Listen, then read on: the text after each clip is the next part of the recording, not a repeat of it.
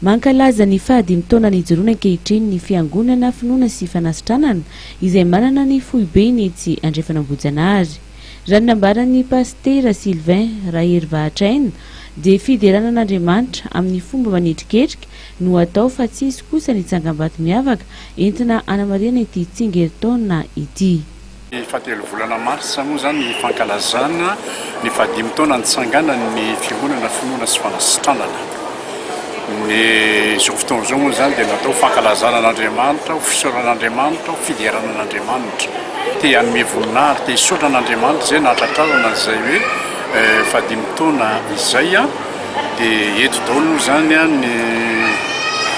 eto Antananarivo zany dia eto koa ny sampana avy an'ny Tomasina tonga eto solitera avy an'ny Paris satria ireo toerandreo zany zao misy ny Fiangonana Finoana Sy Fanasitranana.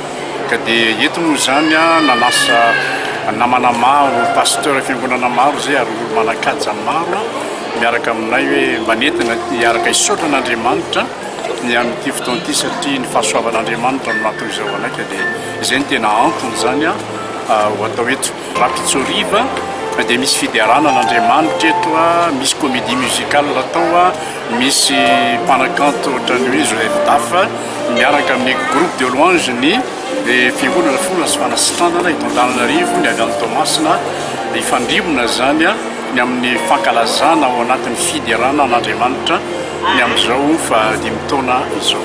Fa raha ny tanjona apetraka ity fiangonana ity kosa dia hanokatra ny sampana any amin'ny faritra maro eto amin'ny nosy no hotratrariny.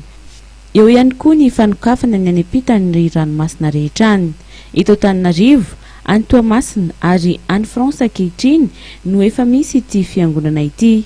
Mahatratra 4 arivo ankehitriny ny isan'ny mpino ao anatin'ity fiangonana zandriny tao anatin'izay 5 taona nijoroany izay.